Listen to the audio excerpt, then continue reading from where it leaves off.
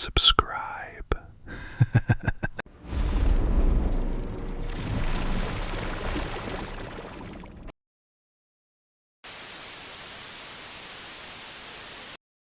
I remember that afternoon because it felt like the first time in months I had left my apartment for no real reason.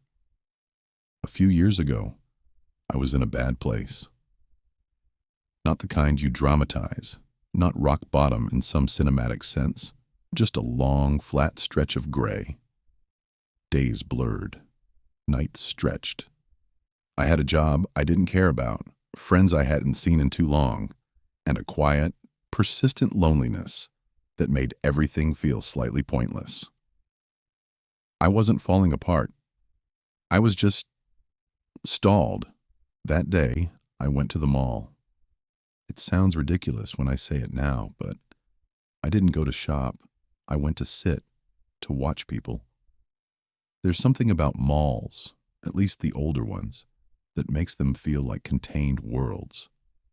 You get families, teenagers, couples arguing quietly over food court tables, elderly people walking laps for exercise, life happening in loops. I thought maybe being around it would shake something loose in me. I sat on one of those padded benches near the center, not too close to any store, just off the main walkway. People moved past in waves, bags rustled, phones buzzed, laughter broke out in short bursts. For a while, I just observed, tried to imagine where people were going, what they were thinking, whether they felt as disconnected as I did, or if they were anchored in ways I couldn't see. I must have looked as out of place as I felt because after maybe 20 minutes, a man sat down beside me. He didn't ask if the seat was taken, he just sat, leaned forward slightly, elbows on his knees, like he had been walking for a while. I remember noticing his clothes. Nothing remarkable. Jeans, a jacket, sneakers, completely ordinary. If you passed him in a crowd, you wouldn't look twice. After a moment, he turned his head toward me and said, "You look like something's on your mind." It wasn't intrusive, it wasn't pushy, just direct. I hesitated, gave a half shrug, the kind you give strangers when you don't want to open the door but don't want to be rude either. "Just thinking," I said. He nodded, like that made perfect sense. "Dangerous habit," he replied, and there was a hint of a smile. Something about that disarmed me. Maybe it was the tone, maybe it was the fact that he didn't follow up immediately. He just sat there, giving the comment space to exist without forcing a conversation. And for whatever reason, I found myself speaking again. "Just life stuff, I guess." He nodded again, slower this time. "Yeah," he said, "that covers a lot."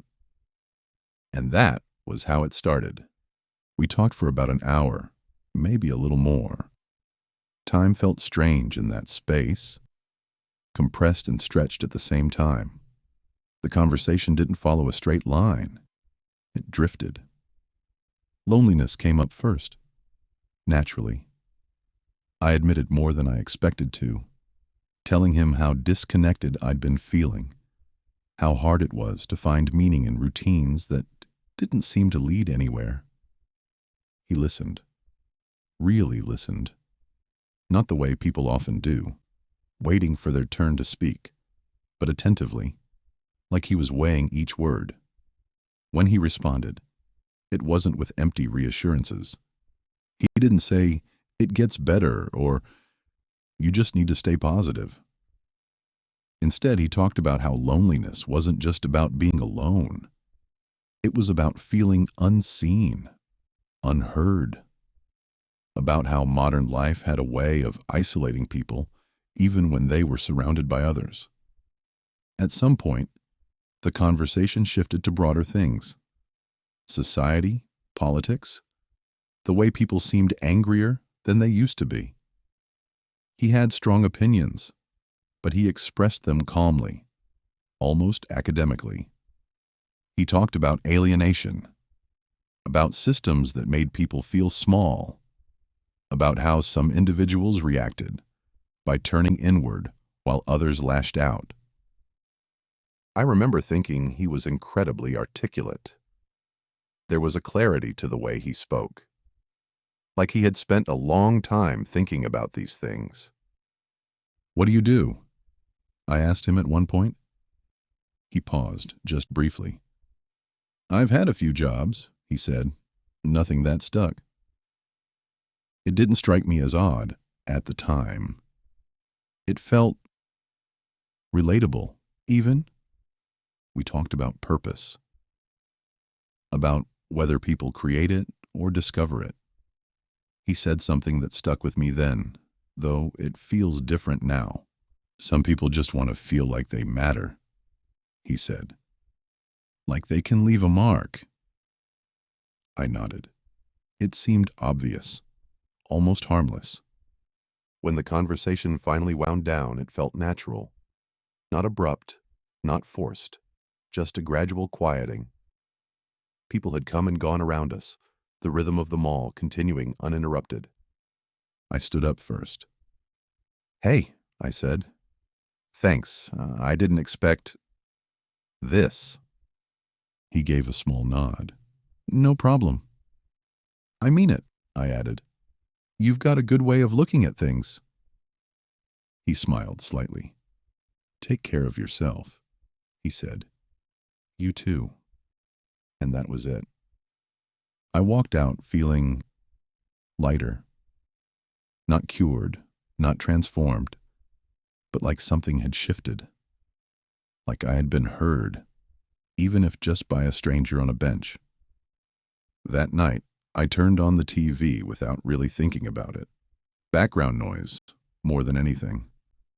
I was half scrolling on my phone when the breaking news banner caught my attention. There had been a shooting at the mall. My mall. The details came in fragments at first. Reports of multiple victims, chaos, emergency responders flooding the scene, footage of flashing lights, crowds held back behind tape. My stomach dropped, but my mind didn't connect anything yet. It was just shock in the abstract, the kind you feel when tragedy intrudes on something familiar. Then they released a photo, a still image pulled from security footage. A man walking through the mall corridor. Jeans, jacket, sneakers. My brain tried to reject it, to reinterpret what I was seeing, but there was no mistaking it. The face, the posture, the same person who had been sitting beside me hours earlier, talking calmly about loneliness and purpose. The report said he had entered a store shortly after we parted ways, that the incident had begun not long after. 15 people killed, 20 more wounded. I remember sitting there, staring at the screen, unable to process the scale of it. The numbers didn't feel real. The words didn't match the person I had spoken to. I replayed the conversation in my head over and over, every sentence, every pause, searching for something I had missed, a sign, a crack in the surface.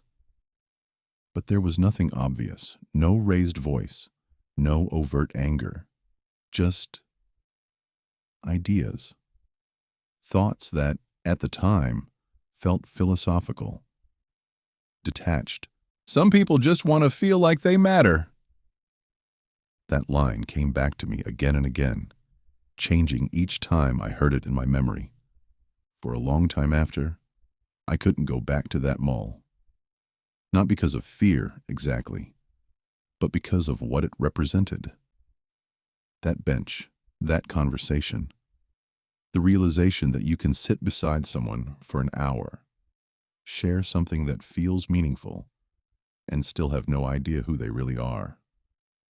I thought about what I had said to him, about how I had thanked him, how I had called him insightful.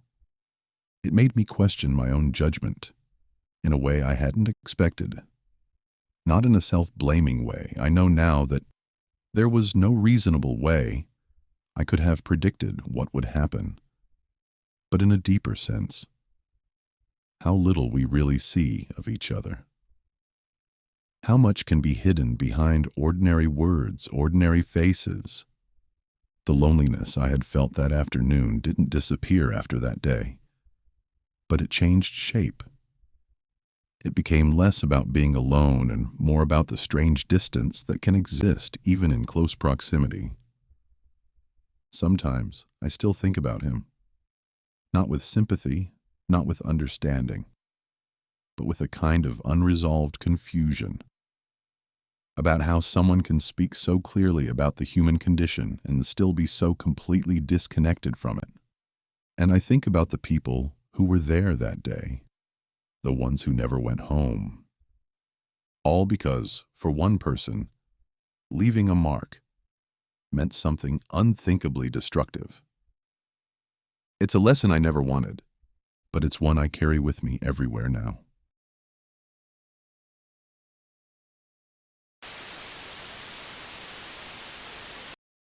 Shortly after my daughter was born, my husband at the time and I moved into an old, slightly decaying house at the end of a quiet street.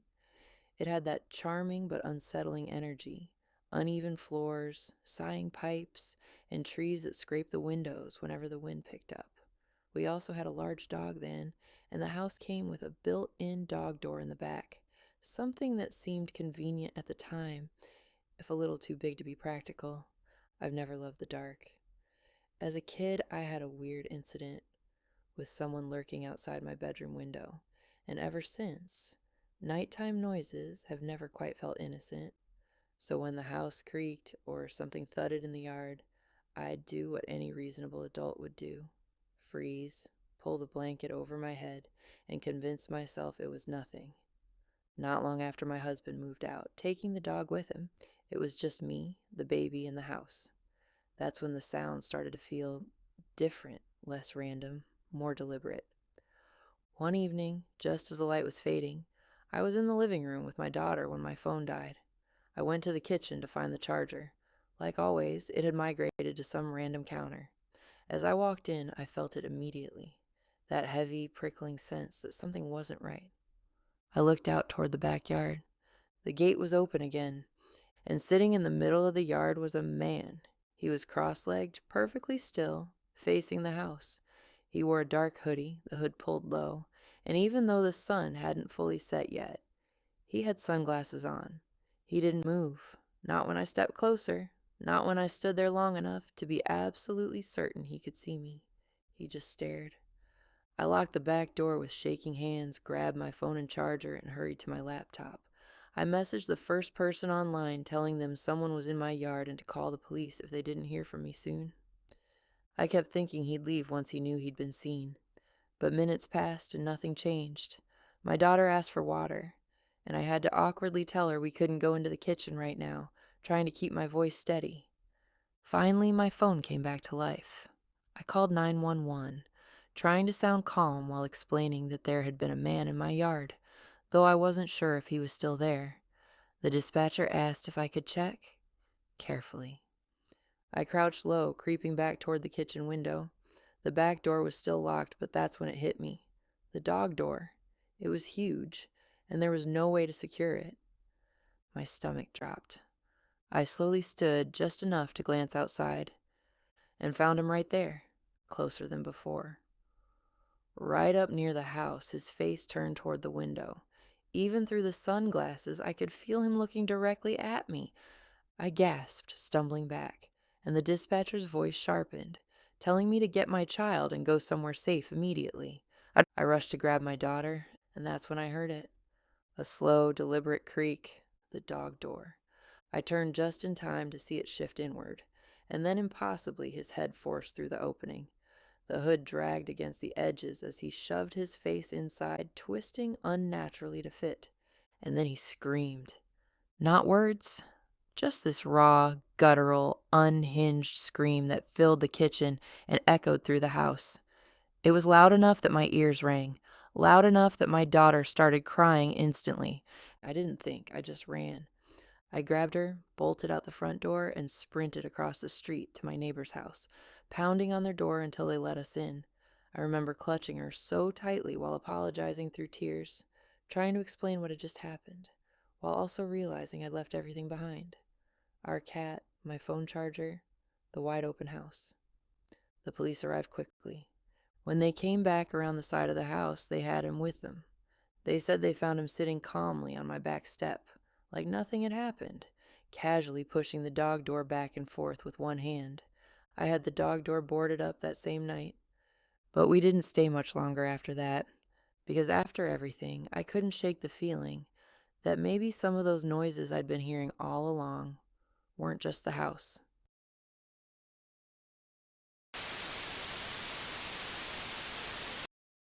I was 19 the first time I got on a plane alone, and I have been ruined for ordinary life ever since. That sounds dramatic, but I mean it in the best way. Some people find religion, some find love, some find a career that snaps everything into focus. I found departure boards. I found overnight buses, train platforms at dawn, border crossings with faded signs and bored guards. I found the feeling of stepping into a place where nobody knew my name, my history, or the version of me I had become back home. Since my late teens, travel has been the only thing that has ever felt completely real. I was never one of those people content to collect capitals like stamps and say, I had done a country because I saw the cathedral and took a photo of the skyline. I wanted side roads, old neighborhoods, river towns, places where people actually lived instead of places polished for visitors. I liked markets where nobody spoke English, guest houses with hard beds and unreliable fans, roadside stalls where you pointed at a pot and hoped for the best. I liked getting lost. More than that, I liked the kind of humility that comes with getting lost. Through my early 20s, I went everywhere I could afford, and some places I definitely could not. Eastern Europe in winter, remote villages in Peru, border regions in the Balkans, rusting port towns in West Africa, mountain roads in northern Vietnam, parts of the world where people back home would raise their eyebrows and ask, why there? Because those places still felt alive, I'd say. Because the edges of the map were always more interesting than the center. At some point, ordinary travel stopped being enough. I'm not proud of that. It sounds arrogant now, like I had developed a tolerance and needed a stronger dose. But that is more or less what happened. A few years ago, I got into what people call dark tourism, though I hated the term because it made it sound trendy, like buying a black hoodie and listening to podcasts. For me, it was never about posing in front of ruins or chasing some cheap thrill. It was about going to places that carried danger, history, or prohibition in the air, places that had a gravity to them, regions people warned you away from, places that still had a shadow over them. That mindset is what led me to the Golden Triangle. Even saying the name now still gives me a strange, hollow feeling. It has the kind of name that sounds mythical, until you get close enough to realize myths are usually built on very real suffering. The area, where Thailand meets Myanmar and Laos, had been fixed in my head for years. Misty hills, jungle roads, river crossings, old trafficking routes, militia territories, overlapping sovereignties, rumors layered on rumors. The kind of place where reality always seemed to slip a little out of focus. It might sound like the name of a TV game show, but in reality, the Golden Triangle is one of the few places on this planet where civilized law and order has not reached. It's the modern-day Wild West. Men make their own rules, and the one who holds the gun holds the power. It also happens to be the area where more than 70% of the global heroin trade originates, just to highlight what kind of people operate there. I flew into Bangkok first, and for a few days I let myself enjoy the familiar ritual of arrival. The city was bright and hot and overfull in the way great cities should be. Tuk-tuks snarled through traffic. Street food hissed in oil, rooftop bars pulsed with music. Tourists drifted around temples in linen and sunburn. Bangkok had that intoxicating quality some cities have where every hour feels like it could become a memory worth keeping. It was easy to pretend that this trip, like so many others, would end up as another set of stories and photos and private little discoveries. Then I went north. You can feel some places changing around you long before you understand them. That was what happened on the way toward the borderlands. The roads narrowed. The towns thinned out. The mood shifted from performance to watchfulness. In Bangkok, being a foreigner makes you visible in the easy, commercial way that tourist economies are built for. Up there, visibility felt different. Less like being welcomed, more like being noted. I stayed first in Chiang Rai, then kept moving. On paper, there were legitimate reasons to be there. History, geography, curiosity. The landscape itself was beautiful, in a severe, deceptive way. Green hills folding into one another, brown rivers moving slowly under low skies, villages that looked peaceful from a distance.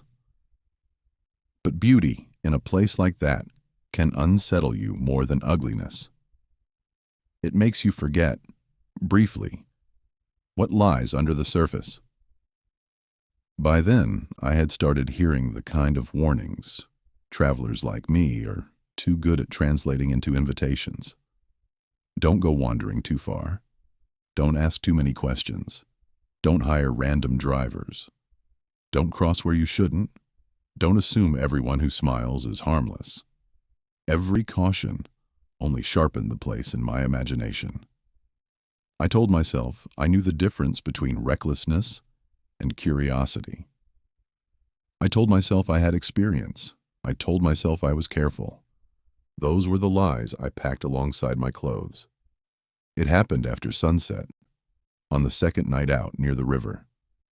I had been drinking tea at a place that barely counted as a shop, more a shack with plastic chairs and a radio playing softly somewhere in the back.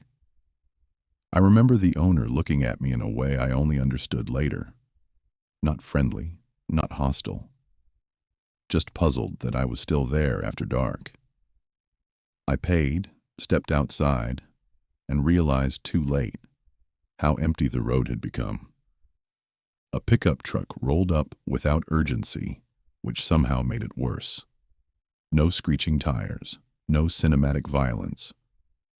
Just a vehicle stopping where it should not have stopped. 3 men got out. One was smiling, one looked bored.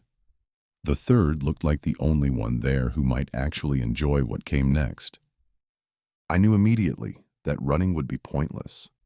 There are moments when your body understands before your mind does. One of them asked me something in Thai, then again in broken English. Tourist? Why here? Who with? I answered too quickly. That was a mistake. Fear makes you verbose, and verbosity sounds like invention. They searched me beside the road with the casual efficiency of people who had done similar things many times before. Passport, wallet, phone, camera. One of them looked through my photos and laughed softly when he reached the harmless ones, temples, markets, a river view at dusk.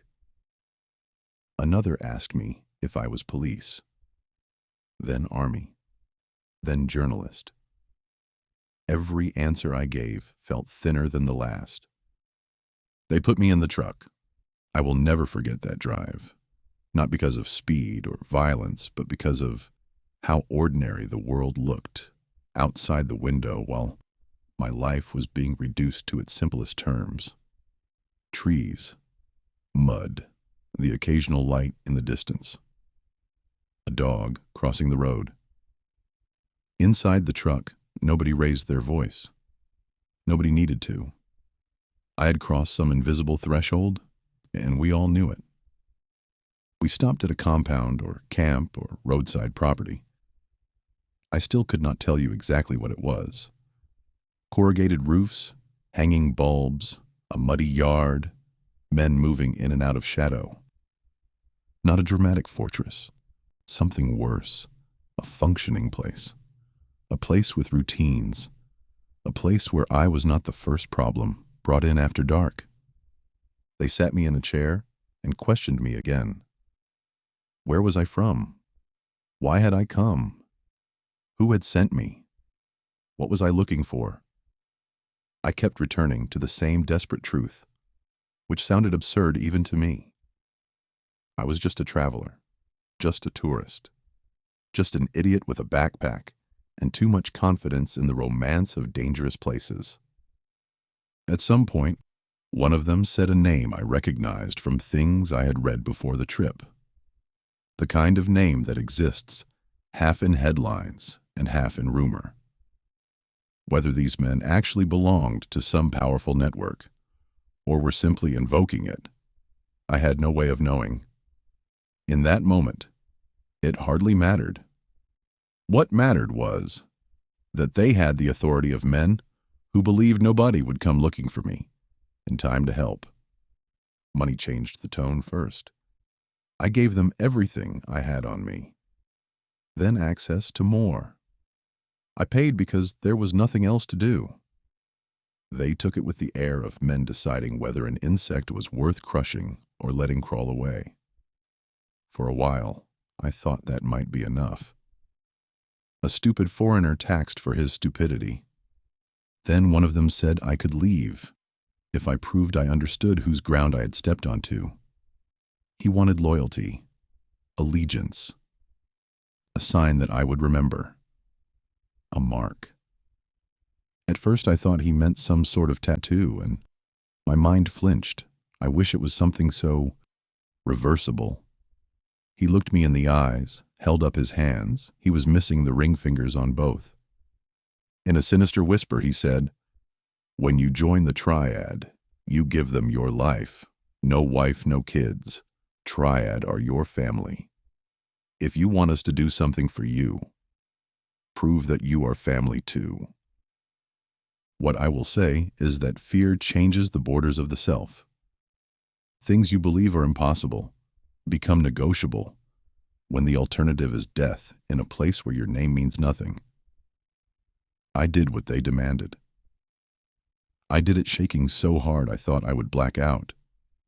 I did it while a part of my mind stood very far away and watched, disbelieving, as if this were happening to some other arrogant fool in some other story. Afterward, they let me go. Not immediately, not kindly, but eventually. A ride back towards somewhere lit. A final warning I did not need translated. My possessions reduced, my certainty annihilated.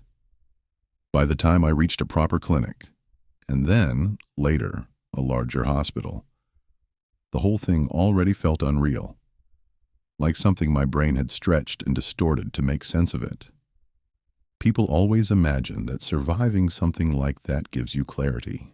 It doesn't. It gives you fragments, smells, tones of voice, the color of a bulb over wet ground, the look of men who see fear every day and no longer find it remarkable. I came home with scars, the physical ones I can rationalize away. It's the mental scars that haunt my sleep. My explanations grow cleaner every time I tell them.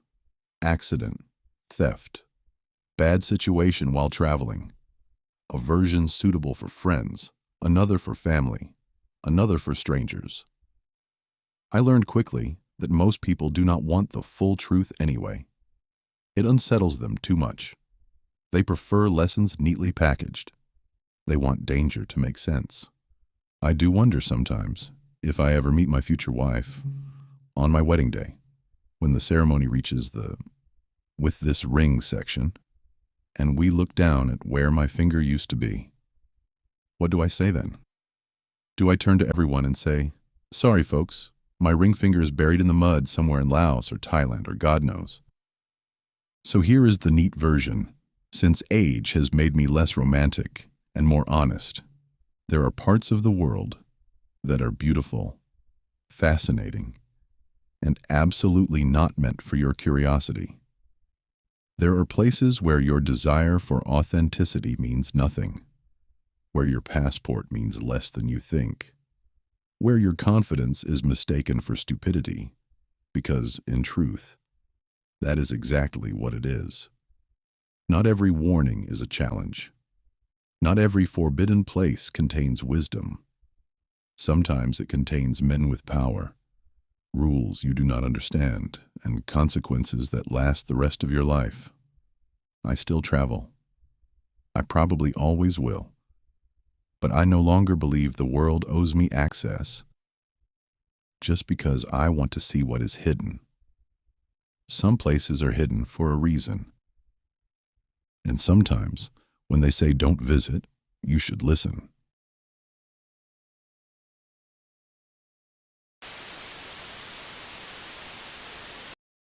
Hello, Internet. Completely anonymous account, for reasons that will become clear as you read or listen. I do not know why I am posting this here. Maybe because this is the only place rotten enough to deserve it. Maybe because anonymity feels like the last church left for people like me. Or maybe because I am getting old, and the older I get, the less distance there seems to be between who I am now and who I was then. I used to think time buried things. Turns out it just preserves them in a different form. I live in a big American city. I am not naming it. The river cuts through it like a scar. If you know enough cities, you can probably guess 10 that fit. Good. Let it stay that way. I am in my late 40s now. I have a decent job, better than decent actually. Management, respectable. I own a house with a patch of lawn I complain about mowing. I am married. I have kids old enough now that I catch glimpses of adolescence in them, and it makes my blood run cold. I drive a safe car. I buy insurance. I wave to neighbors. I have become one of the people I used to hate on sight. From when I was 17 until maybe 22, me and a few friends used to go down by the river at night and shove drunk people into the water. There. That is the sentence. I have had it in my head for years. Like nail-driven halfway in, I kept thinking if I never said it cleanly, maybe it wasn't real in the same way. But it was real. It happened over and over. Summer, fall, even winter once or twice when the cold made it feel more serious, more pure somehow. We weren't robbing anybody. We weren't targeting one type of person. Men, women, young office idiots, frat types, middle-aged guys weaving home from bars, whoever came too close to the edge and looked vulnerable and separate from the rest of the world. We told ourselves they would crawl out. We told ourselves it was just a scare. We told ourselves drunk people were too stupid to know where they were going anyway, that all we were doing was nudging fate. Those are the kinds of thoughts cowards invent when they want to do evil without accepting ownership of it. There were 4 of us most of the time, sometimes 5. I can still see them better than I can see some relatives. The faces are older, in my memory now, than they were in life. Like my mind has tried to age them alongside me. Skinny black hoodies, even in warm weather. Cigarettes, cheap vodka, boots, chain wallets, stupid little symbols drawn in Sharpie on our backpacks and notebooks. We thought we were beyond normal morality. That was the phrase one of them liked, beyond morality. As if a few suburban and working-class burnouts skulking around a riverbank were Nietzschean supermen and not just diseased little cowards. We worshipped ugliness. That is the embarrassing truth. Not even a coherent ideology, just a fascination with destruction. The Columbine shooters were icons to us, which disgusts me to write now. We weren't unique. Back then, there was a whole strain of poisoned teenage boy culture, built around irony, nihilism, and grievance, before those words got packaged and analyzed to death. We wanted to be hated, because being hated felt like power. We wanted to be agents of chaos because chaos sounded grander than being pathetic. I do not remember who suggested the river first. I wish I did. It would be comforting to pin it on one person. But I know better. These things never come from one person. They come from a group discovering, piece by piece, the exact shape of its own emptiness. The first time, it happened almost casually. A guy in a dress shirt, standing too close to the edge, throwing up into the water. One of us laughed. Another said something to him. He turned half around, and then hands were on him. Mine too. It took less force than you would think. That is another thing I have never forgotten. How little force it takes to alter a life. A startled sound, a splash, then all of us running hard, boots clopping on concrete, lungs burning, laughing like idiots, because laughter was the only way not to hear what had just happened. The next day, we all met up and talked about it like it was the funniest thing in the world. We kept expecting to hear something on the news, but nothing came. That silence acted like permission, so we did it again. Not every week, not on any schedule, but enough that the memory of individual nights blurs into a montage of sodium orange streetlights, river stink, music leaking from bars, and the particular swagger of young men who think consequence is for other people. Sometimes the person would come up swearing immediately, and we would scatter. Sometimes there would just be thrashing and shouting from the dark water. Sometimes we did not stay long enough to know. I can still hear splashes when I wake up at night, and I do not know whether those sounds are accurate memory or what guilt has manufactured to fill the gaps. Did we kill anyone? I do not know. That is the worst answer because it is the truest. I used to tell myself no. Statistically, no. Probably no. Cities have embankments, ladders, low walls, passers-by. Most drunk people are resilient. Most would have gotten out soaked and furious and gone home with a story. But most is the refuge of someone trying to escape the singular. It only takes one. One person too drunk, too shocked, too injured on impact, too weighed down by clothes, too unable to swim, too unlucky. One dark current, one head striking concrete, one panic attack, one winter night.